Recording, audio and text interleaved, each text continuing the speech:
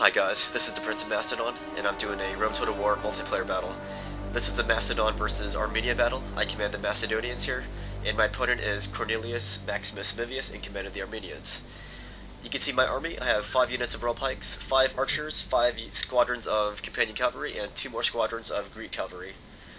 Let's go look at the Armenian army of Cornelius Maximus Mivius. Here you can see he's using the experience upgrades for his troops. He has 4 squadrons of the horse archers. They are distributed equally among both wings. Then he has 6 units of the cataphracts, also distributed equally on both wings. Then he has 4 units of the archers here. Behind them he has 6 units of the heavy spearmen. So you can see he's using the experience upgrades for his army. And I think it's better to be using the the shields and sword upgrades. Alright, so here's his dudes. Now I'm going to cut to the battle where it starts here. And judging from the nature of my opponent's army, I have to attack. If I sit back, I'll get destroyed by his archers. Alright, so I'm going to move forward here, and I'm going to launch what I call the Alexander the Great attack of dislocation. Basically, I'm going to find my opponent's weakness, and I'm going to exploit it here. You can see my cavalry going forward to attack his archers, but I stopped short because I see his heavy spearmen coming up. If I would have kept going, I would have gotten impaled on his spears. So you got to watch out what you're doing here. So I'm going to launch my my Greek cavalry to hammer and anvil strike his phalanx, and I'm going to move my companions back to protect my archers. And because of the horse activity on my wings here, my opponent probably thought my focus was elsewhere. So he's going to launch an aggressive horse archer attack on my foot archers. But I am actually watching every part of the battlefield here, and I will actually micromanage each and every horse unit here.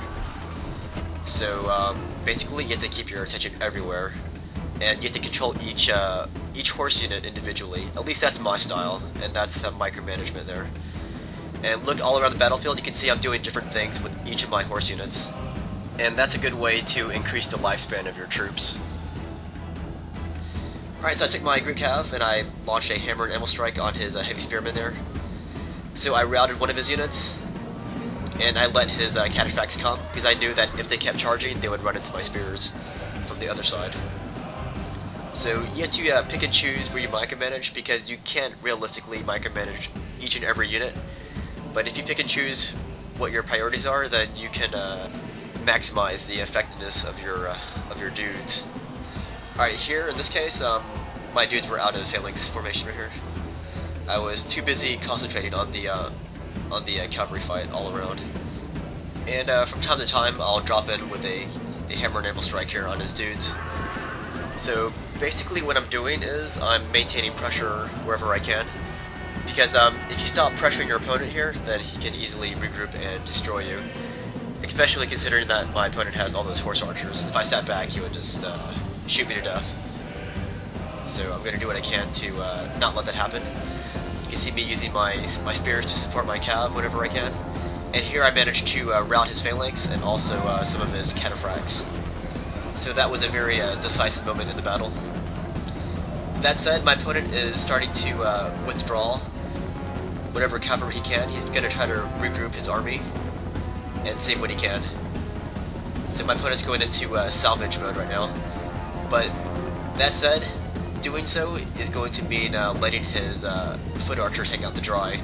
So I'm going to let my opponent withdraw his cavalry, but at the same time I'm going to pursue his foot archers, who are completely isolated from the rest of his army. And I'm going to have plenty of time to regroup my army after I'm done with this. And you can see on the top right, the number there, that's the replay time. And you can see that it easily exceeds 10 minutes. So I'm going to cut off some of this battle here. But actually you're not going to miss any of the fighting. You're just going to miss some of the maneuvering. But you're really not going to miss too much. There's my opponent's horse archers. He saved most of his horse archers for the most part.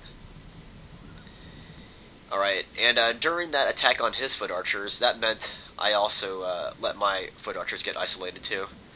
And also, I did have a good reason for leaving my foot archers here, and that was to lengthen my battle lines here, and that would, in effect, restrict the movement of my opponent.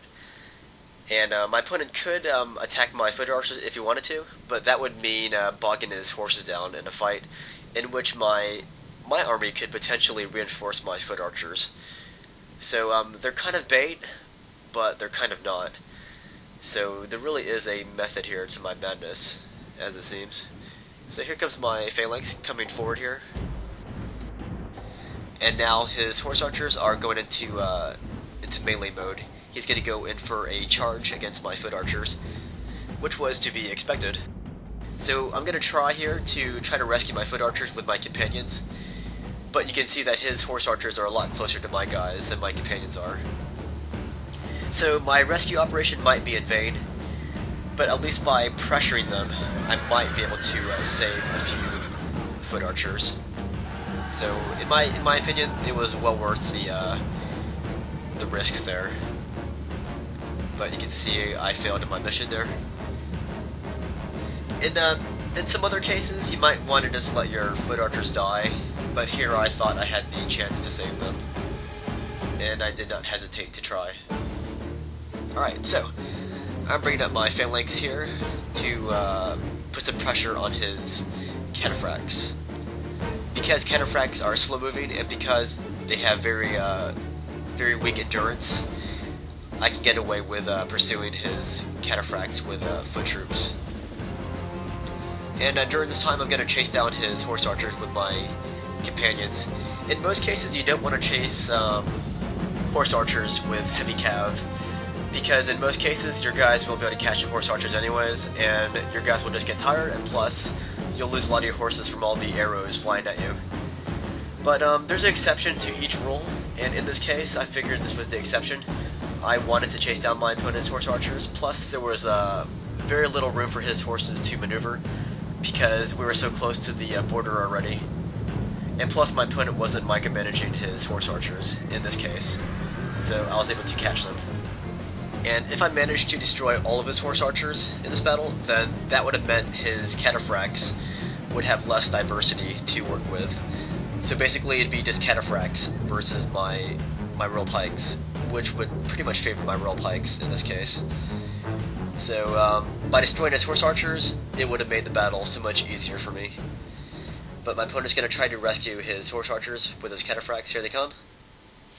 And there's really not much more to say about that. It's pretty much his guys trying to chase down my guys who are chasing his guys. So it's pretty standard stuff right now. But in the very back are my royal pikes, and they are slowly but surely trying to join the fight here.